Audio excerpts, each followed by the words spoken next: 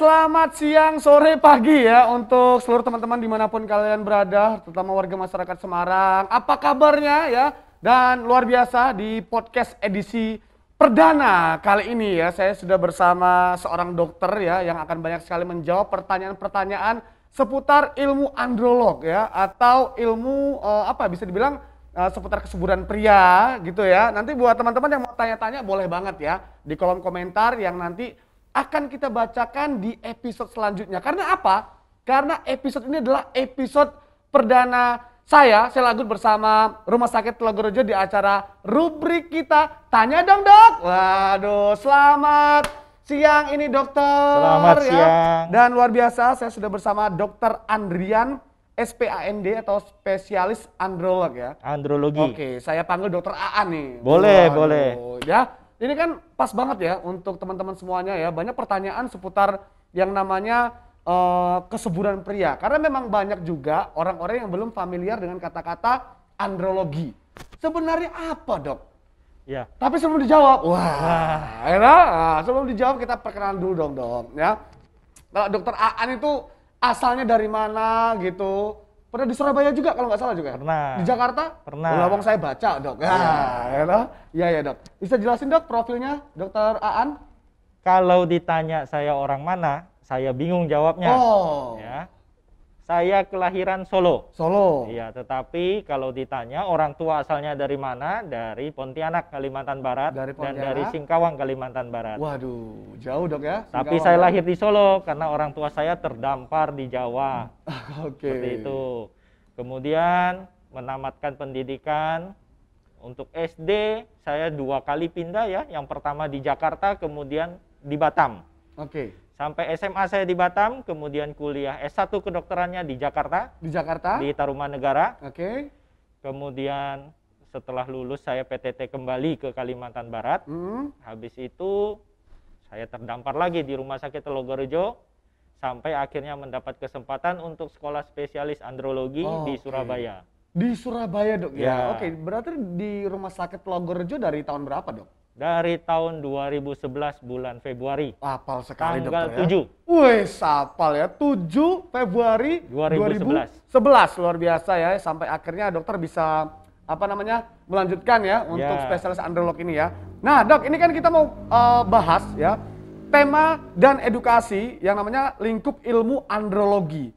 Nah, mitos dan fakta seputar andrologi juga. Mungkin banyak sekali masyarakat ya yang belum familiar dengan istilah andrologi dok. Ya. Sebenarnya apa sih dok Ya. ilmu andrologi itu?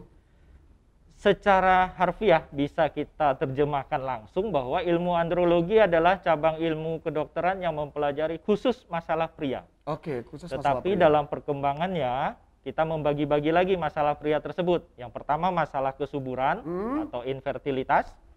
Yang kedua adalah masalah seksual. Seksual. Tetapi masalah seksual ini tidak hanya pada pria, kita juga mempelajari yang pada wanita. Kemudian pengaruh efek hormon testosteron terhadap pria, mulai dari anak-anak sampai lanjut usia. Oke. Kemudian yang keempat adalah kita mempelajari tentang penuaan pada pria dan cara-cara menanggulangi atau memperlambat penuaan atau yang kita sebut sekarang anti-aging. Anti-aging. Yang ya. kelima adalah yang memang kurang populer sampai saat ini yaitu KB pada pria. KB pada pria. Ya. Nah, ini seru sekali ya. Saya juga baru dengar dok ya. Iya, maklum orang awam ya, kebanyakan di jalan kalau saya ya. Jadi nanti kita akan kupas dok ya. Ya, Dan boleh. luar biasa teman-teman ya yang menyaksikan rubrik kita Dok Tanya Dong ya. Nanti kalau mau tanya-tanya di DM Instagram rs.telogorejo ya, itu bisa kasih hashtag Dok Tanya Dong. Nah, karena ini acara perdana kita di rubrik kita ya. Sekali lagi untuk jangan lupa untuk like, comment, and subscribe di channel YouTube-nya di SMC RS Telogorejo ya. Sekali lagi di channel YouTube SMC RS Telogorejo. Oke, tadi seputar andrologi ya sudah dijelaskan juga dok ya, sampai tadi hal yang masih awam ya, KB pada pria seperti itu dok ya. Nah, mungkin kapan atau kondisi seperti apa sih dok seseorang perlu datang ke spesialis andrologi gitu dok? Baik, kalau kita melihat batasan ilmunya tadi, dari anak-anak sampai lanjut usia. Sebetulnya pasien kita bervariasi dari mulai anak-anak bahkan bayi yang baru lahir sampai lanjut usia. Kasus apa sih pada bayi yang baru lahir? Biasanya pada kasus-kasus di mana jenis kelamin tidak dapat ditentukan, apakah dia laki-laki atau perempuan. Kita mengambil peranan di situ untuk membantu menentukan jenis kelaminnya. Kemudian pada masa anak-anak sampai sebelum pubertas, biasanya pada anak-anak dengan masalah hormon, yaitu pada laki-laki khususnya alat kemaluannya kecil. Lebih kecil dari teman sebayanya atau saudara-saudara seumurannya, seperti itu. Yang ditakutkan nanti dibully ya di sekolahnya ya. Cili gitu ya. Kasian juga dok ya. Nah, kemudian pada fase remaja, ya biasanya pendidikan seksual di sekolah, SMP, SMA, sampai nanti pranikah. Pranikah kita melakukan pemeriksaan kesuburan supaya nanti masalah-masalah kesuburan sudah bisa kita hadapi lebih awal. Ya. Kemudian pada waktu pernikahan, khususnya saya tekankan setelah menikah, karena masalah seksual yang resmi secara hukum adalah setelah menikah. Kalau masalah seksual muncul sebelum menikah, ya dosa ditanggung pribadi. Seperti itu. Kemudian masalah-masalah seksualitas baik pada pria maupun pada wanita dalam koridor perkawinan. Ya. Kemudian penuaan pada laki-laki lanjut usia, kekurangan libido, itu tadi dok ya. Kekurangan libido, kemudian ereksinya kurang keras, ya seperti itu. Jadi permasalahan banyak sekali dok ya sebenarnya ya. Betul. Dan tadi disebutkan dokter Aan, sampai dokter Aan ini juga mengkonsultasikan untuk jenis kelamin ya. Itu dalam kandungan juga sudah harus dikonsulkan? Dalam kandungan tidak.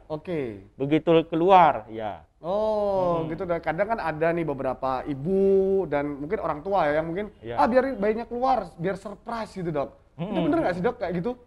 Sebetulnya mengetahui jenis kelamin dalam kandungan itu ada untungnya juga. Ya, ruginya memang kalau orang mau surprise gitu ya. Tetapi untungnya apa?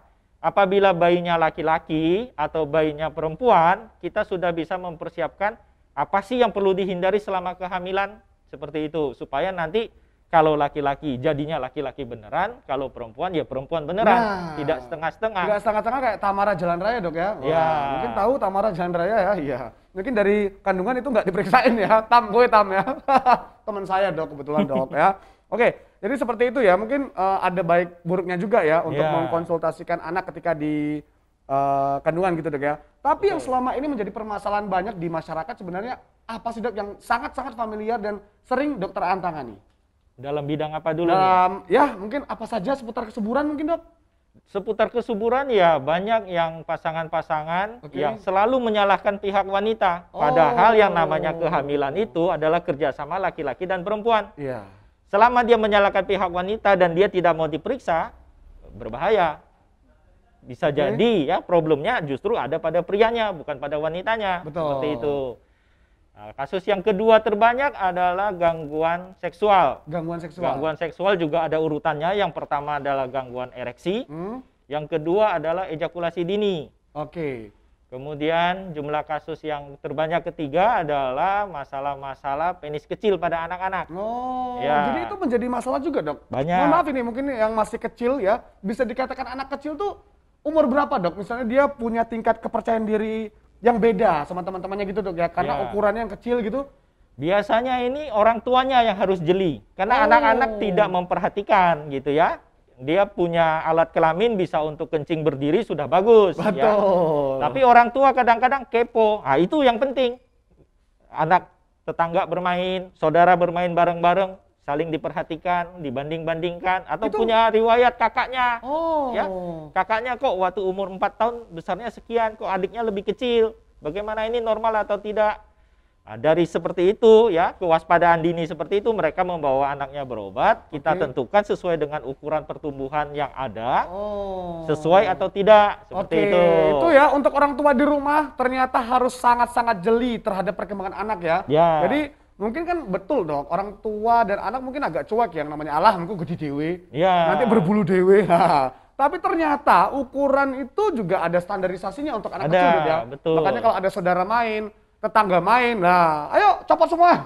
Jangan gitu juga. Nggak boleh gitu juga.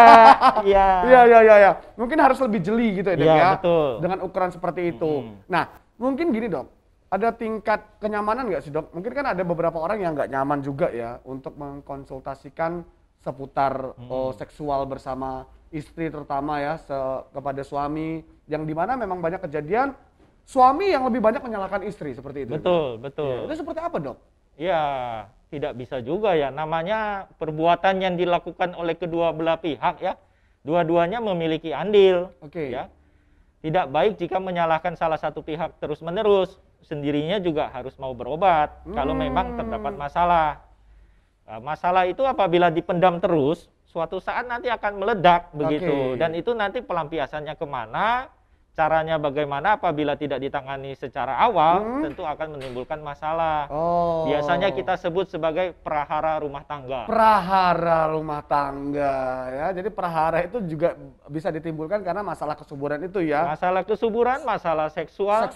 Yang kadang-kadang malu untuk dibahas. Nah ini, Dok, mungkin bagaimana agar seseorang itu merasa nyaman untuk mendiskusikan masalahnya ke dokter spesialis androlog ini?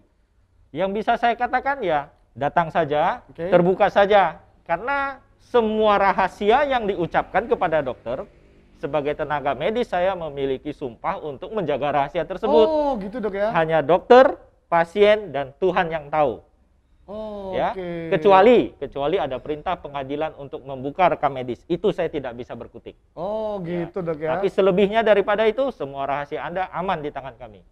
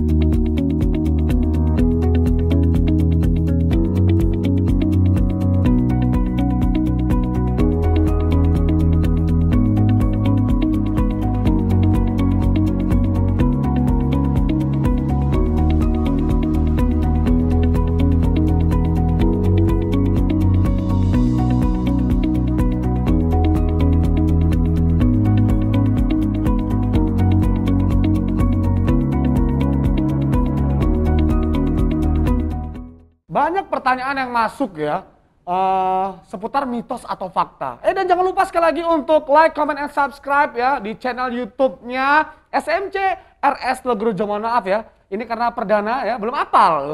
Ya. SMC RS Logrojo. Buat kalian pokoknya nanti tayangan ini akan tayang, dan juga jangan lupa untuk share pertanyaan kalian di kolom komentar. Jangan lupa kasih hashtag tanya dong, Dok. Iya, Dok. Ini kan banyak yang berkembang nih ya, untuk fakta atau mitos ya. Yang pertama, mitos atau fakta nih, Dok. Masalah kesuburan terletak hanya pada wanita. Nah, ini kebetulan dokter udah bawa. Kita lihat dulu. Ya, baik. Tadi sudah saya katakan bahwa yang namanya kehamilan, ya, itu membutuhkan kerjasama pihak perempuan dan pihak laki-laki. Jadi kalau hanya perempuannya saja tidak subur, kehamilan tidak terjadi. Kalau laki-lakinya tidak subur, kehamilan tidak terjadi. Apalagi dua-duanya. Jadi ini mau dibilang mitos, tapi ada benernya. Mau dibilang fakta, ya tidak sepenuhnya fakta. Bagaimana? Dua-duanya diangkat berarti, Dok ya? Iya. Itu tadi ya, masalah kesuburan terletak hanya pada wanita. Jadi nggak benar ya, Dok ya? Bisa ya. Bisa ya? Bisa tidak. Bisa tidak. Bisa kombinasi laki dan perempuan. Tapi paling banyak terjadi masalah yang selama ini datang ke dokter itu banyaknya di pihak mana, Dok? Pasien saya laki-laki semua. Jadi di tempat saya otomatis pihak laki-laki yang bermasalah. Pihak laki-laki. Tetapi apabila ke dokter kandungan, pasiennya perempuan semua. Otomatis perempuannya yang banyak masalah. Tetapi kalau kita lihat statistik, faktor laki-laki itu memberikan kontribusi 50% terhadap masalah gangguan kesuburan apabila pasien atau pasangan sulit memiliki anak. 50%, Dok? Ya. Itu sekali lagi ya, mungkin teman-teman apalagi di umur-umur angkatan saya nih, Dok, ya, masih pada muda ya muda menjelang senja lah ya. Jadi banyak mungkin yang baru menikah gitu kan, dan mungkin banyak juga terjadi di permasalahan sahabat-sahabat saya yang belum punya keturunan ya. Jadi sekali lagi harus care sama yang namanya prahara rumah tangga tadi, Dok ya. Datanglah ke dokter spesialis androlog. Nah, selanjutnya, Dok, mitos atau fakta? Gaya berpakaian dapat mempengaruhi kesuburan pada pria. Nah, buat yang pakai celana pensil biasanya ya. Saya juga ya termasuk ya. Fakta Gimana, Dok? ya. Oh, fakta, Dok? Iya. Oh. Jadi kalau kita melihat bentuk tubuh laki-laki, itu Tuhan punya alasan kenapa buah pelir kita ada di luar tubuh. Oh, Ya. gitu ya. Yaitu supaya suhunya lebih rendah daripada suhu tubuh sekitar 1 atau 2 derajat. Jadi kalau gaya berpakaian, khususnya celana, ya tebel-tebel, celana dalam ketat, pakai bahan-bahan yang panas, ya, Iya.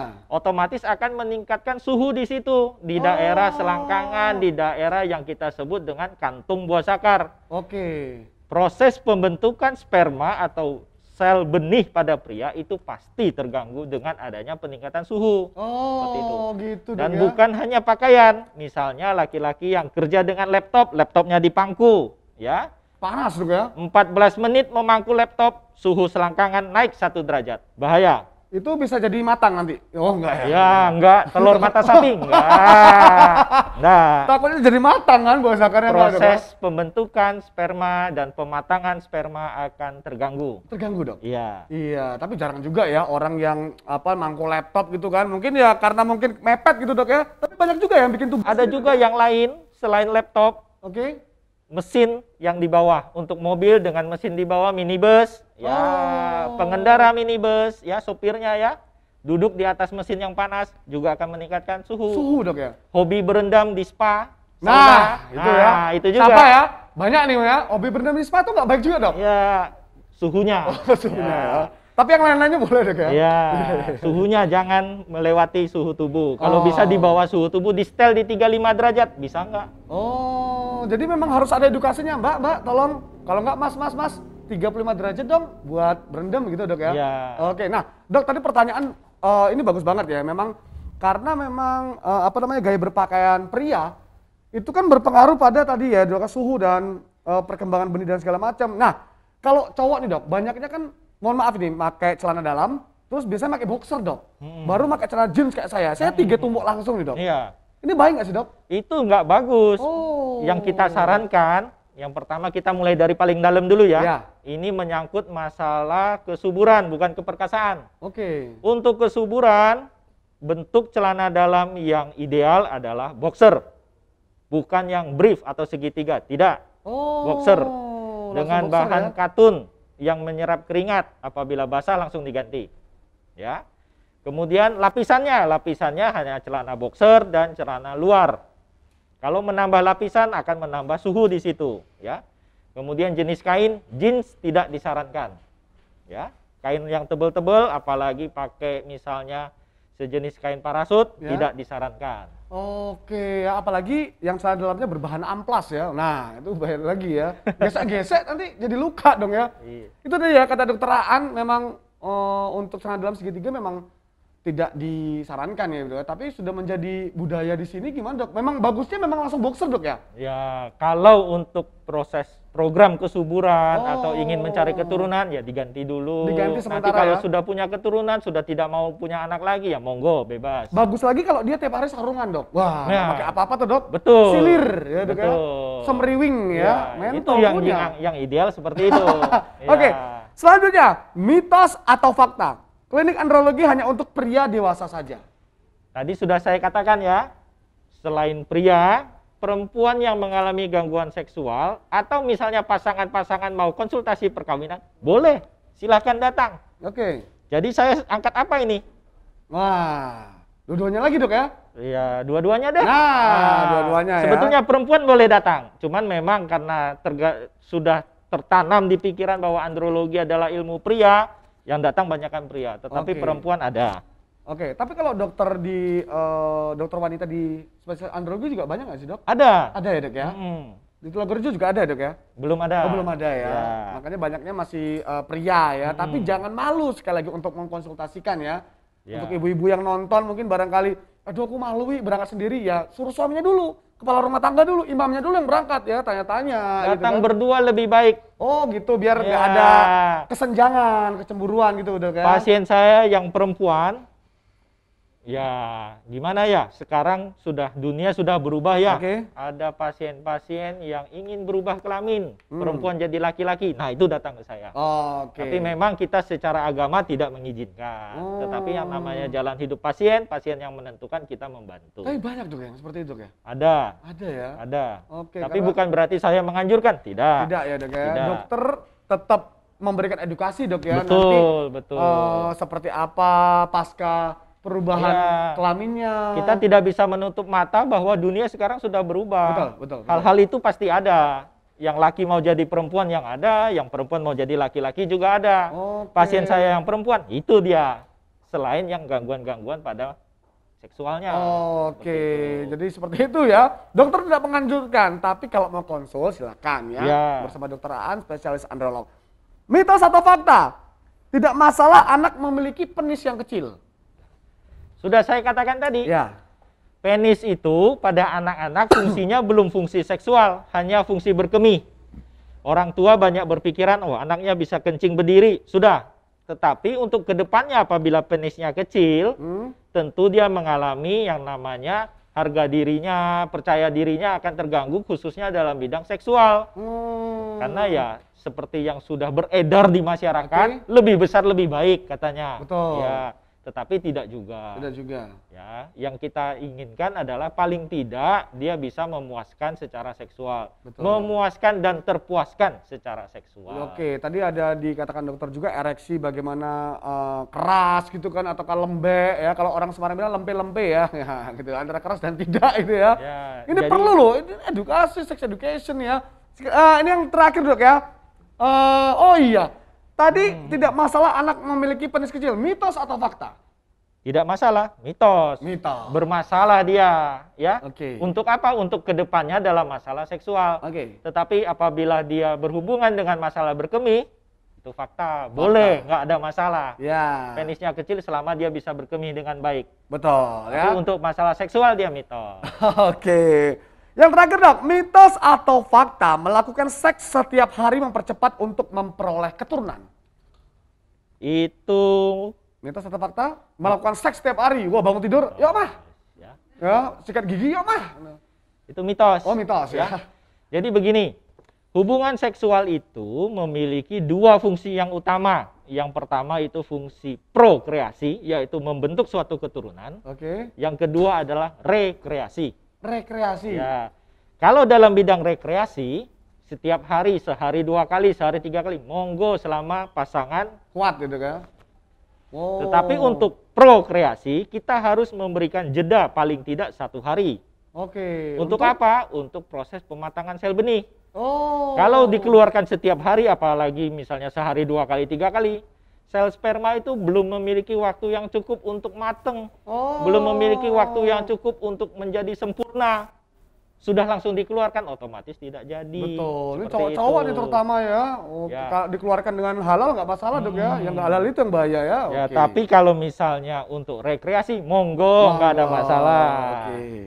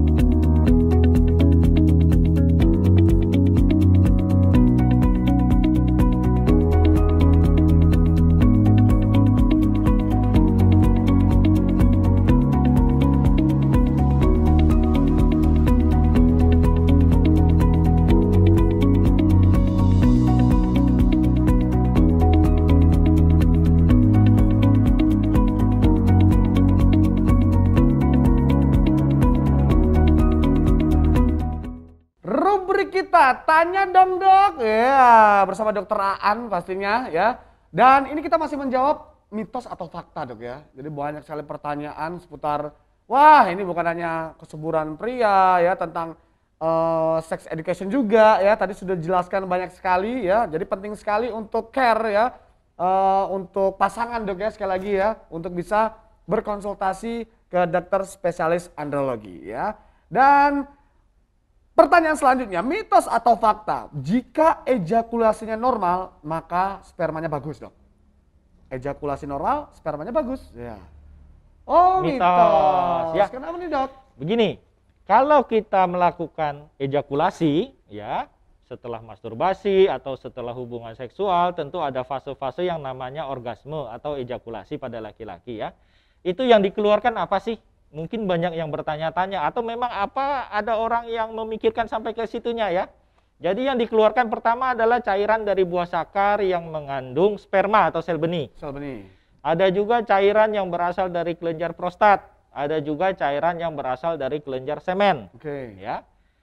Apabila ada saluran-saluran tersebut yang tersumbat, khususnya saluran dari testis, maka ejakulat yang keluar tidak mengandung sel benih. Jadi dia kita katakan cairannya tidak ada spermanya atau tidak subur. Oke. Kalau misalnya saluran yang tersumbat adalah kelenjar semennya, spermanya bisa keluar tetapi dia tidak optimal. Bisa juga menjadi faktor yang memperparah ketidaksuburan seperti itu. Bisa dikatakan sperma bagus atau tidak tuh gimana sih, Dok? Dari bentuk fisiknya gitu kan. Lengket kah atau dari bau aroma seperti apa, Dok?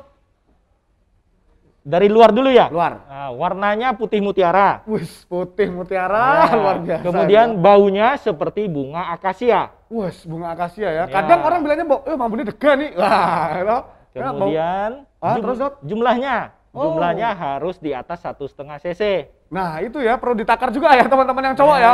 Barangkali mau ditampung dulu, timbang dulu boleh loh ya.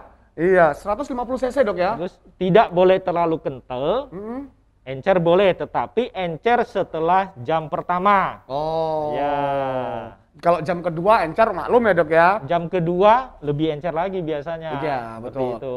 Kalau yang dimaksud tidak boleh terlalu kental tuh gimana, Dok? Biasanya itu karena pola makan atau pola hidup atau pola apa nih, Dok? Biasanya gangguan organik. Ada saluran-saluran kelenjar yang tersumbat atau memang kelenjarnya berproduksi terlalu banyak atau terlalu sedikit. Yang kita katakan kental itu, ejakulat apabila kita keluarkan pertama kali itu bentuknya seperti agar-agar ketika mau set. Ya, jadi tidak padat tetapi semi padat. Dalam waktu 30 sampai 60 menit dia harus mencair.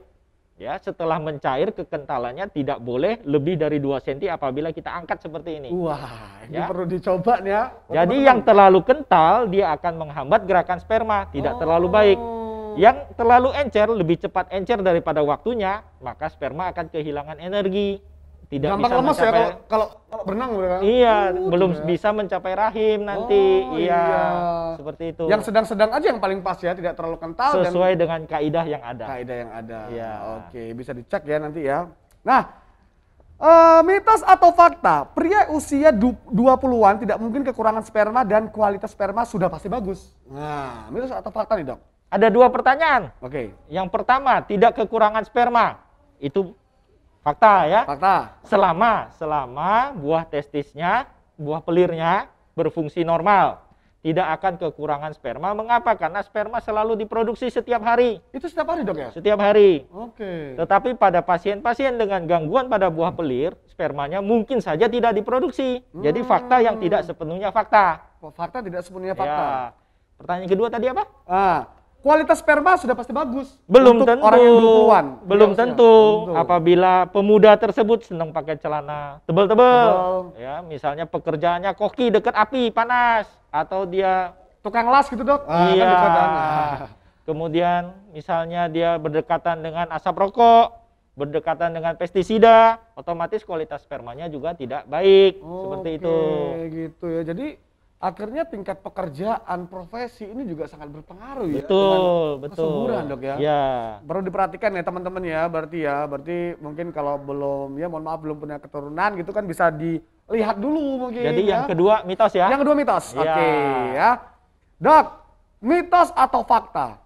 Yang penting panjang dan besar. Wah. Nah, ini tadi di masyarakat awam pikirannya seperti itu, ya. Yang penting gudi lah wes. Nah, ya, gitu mitos kan. atau fakta, yang penting besar dan panjang. Mitos ya. Mitos. Itu saya katakan pasti mitos. Mengapa? Walaupun banyak pemikiran yang mengatakan besar dan panjang itu bagus, tidak sedikit perempuan yang merasa ketakutan dengan ukuran laki-laki yang panjang. Wah. Ya. Tetapi juga tidak sedikit laki-laki yang merasa minder dengan ukuran yang kecil. Oke. Yang saya anjurkan adalah seberapapun yang dimiliki disyukuri, yang penting dia harus bisa keras dan belajar teknik yang baik. Oh, teknik ya. Oke, teknik juga harus perlu diperhatikan teman-teman ya. Betul. Oke, berarti nggak semuanya besar dan panjang itu juga menjadi apa namanya daya tarik gitu ya. Iya. Kalau kamu kecil tapi bisa mekrok atau mekar di dalam, nah itu kan lebih ngunter-ngunter tekniknya, ya kan. Yang penting kita punya teknik tersendiri dok ya. Iya. Ketawa dokternya lo ya. Oke, nah jadi yang penting panjang dan besar. Tadi sudah Mitos diangkat ya, mitos. Mitos, oke. Tapi ya. untuk anak-anak, selama masih bisa memperbaiki ukurannya sebelum pubertas, monggo dikoreksi supaya mendapatkan ukuran yang ideal, tidak sangat panjang. Oke, nah dok, Gitu. tadi yang dikatakan dokter untuk memperbaiki bentuk ya. Nah, itu kita tahu di Indonesia juga banyak sekali ya untuk terapi-terapi, ya mohon maaf, terapi-terapi pijat, urut ya, yang untuk memperbesar penis seperti itu disarankan nggak sih dok? Tidak kita sarankan. Karena apa dok? Ya, yang saya mendapatkan kasusnya, yang kembali ke dokter setelah terapi itu gagal, yang pertama itu disuntik dengan minyak-minyak.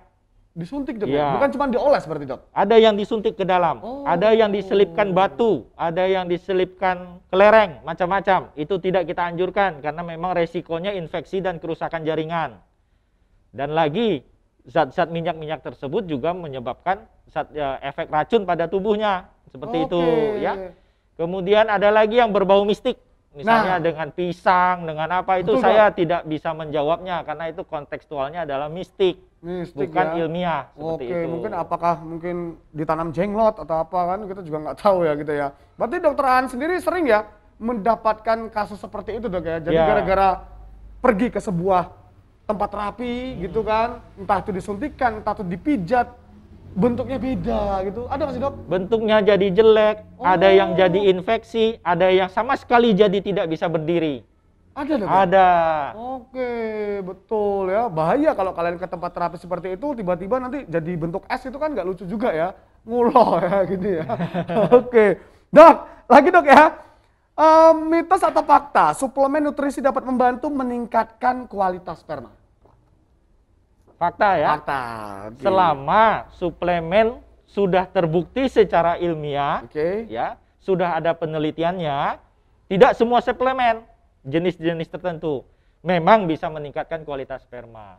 Pasien-pasien yang mengalami gangguan kesuburan, sedikit banyak juga kita memberikan suplemen untuk membantu perbaikan kualitas spermanya. Seperti itu. Dan itu juga umum bisa didapatkan di tempat-tempat obat gitu dok? Ataukah seperti apa biasanya? Lebih baik dengan resep ya. Dengan resep ya. Nah kalau untuk obat kuat yang ada di pinggir jalan gitu dok, itu baik nggak sih dok? Yang pertama, ya, kita tidak tahu asalnya obat itu datang dari mana. Ya. Yang kedua, kadang-kadang sudah dilepas kemasannya sehingga kita tidak tahu kandungannya apa. Ya. Nah, apabila ini diminum, kita belum tahu efeknya terhadap tubuh apa. Mungkin ada toko-toko obat yang mendapatkan obatnya dengan cara ilegal, ya, black market. Mungkin saja kandungannya benar, ya kebetulan menimbulkan efek yang baik, ya. Tapi kalau mendapatkan obat palsu, yang isinya tidak sesuai atau memang obatnya bersifat racun, tentu bahaya. Bahaya ya. Oke, karena mungkin teman-teman juga banyak gitu kan yang apalagi anak-anak muda gitu kan yang malu untuk mengkonsultasikan. Akhirnya wah beli obat pinggiran ya. Nah, seringnya seperti itu. Wah, setelah minum obat-obat itu baru ke dokter dengan keluhan tidak bisa berdiri sama sekali. Ada. Ada ya. Hati-hati buat teman-teman ya. Untuk obat-obat yang ada di pinggir jalan kita tidak menganjurkan juga dok ya. Baiknya dikonsultasikan sekali lagi di dokter spesialis androlog ya bersama dokter Aan dari Telogorejo. Oke, terakhir dok. Teman-teman saya banyak yang bersepeda dok. Ya kan lagi jadi habit baru ya. Di Semarang juga untuk bersepeda. Bersepeda terlalu sering bisa mempengaruhi jumlah sperma. Mitos atau fakta dok? Kalau dikatakan terlalu sering, seringnya itu bagaimana? Mungkin bangun tidur, kerja, pakai sepeda, di dalam kantor sepeda, enggak ya? Mungkin berangkat kerja, pulang kerja, sama olahraga, biasanya kayak gitu dok. Yang perlu diperhatikan justru yang pertama, tempat duduknya sepeda keras atau tidak. Ya, yang kedua, pakaian bersepedanya ketat atau tidak. bisa mengeluarkan panas tubuh atau tidak, ya. Yang ketiga adalah lamanya bersepeda. Oke, durasi ya, durasi lamanya bersepeda ya. Seperti itu. Durasi yang dianjurkan tentu tidak melebihi 1 jam, ya. Seminggu tidak melebihi 5 jam. Oh. Ya. Tempat duduk sepeda yang dianjurkan adalah yang lembut dan pakaiannya adalah pakaian santai. Dan mungkin maaf nih dok, kita tahu di luar sana kan yang namanya outfit bersepeda pasti kenceng dok. Iya. Ya kan? Tempat duduk keras tapi agak besar biasanya untuk menopang pantat gitu, bokong dok ya. Nah kayak gitu gimana dok? Jarang juga saya ngelihat orang bersepeda pakai sarung gitu kan. Wah, maka itu yang kita anjurkan adalah bersepeda untuk kesehatan, bukan untuk prestasi. Oke. Kalau kita bersepeda bersama teman, yang perlu kita pikirkan adalah durasinya itu pasti 2 kali. Ada pergi, pasti ada pulang. Sedangkan yang kita inginkan adalah kurang dari 1 jam. Lebih bagusnya dianjurkan sepeda statis yang tidak usah memikirkan waktu untuk pulang. Mau berhenti kapan aja bisa. Seperti itu. Nah, selama durasinya cukup, pas, tidak berlebihan, pakaiannya santai, kemudian joknya tidak terlalu keras, bersepeda adalah olahraga yang baik. Olahraga yang baik. Bisa meningkatkan kesuburan. Tapi di luar kaidah-kaidah itu, karena joknya terlalu keras, durasinya terlalu lama, dia bisa menjepit aliran darah sehingga buah pelir kekurangan darah. Pembentukan sperma menjadi kurang optimal. Seperti itu.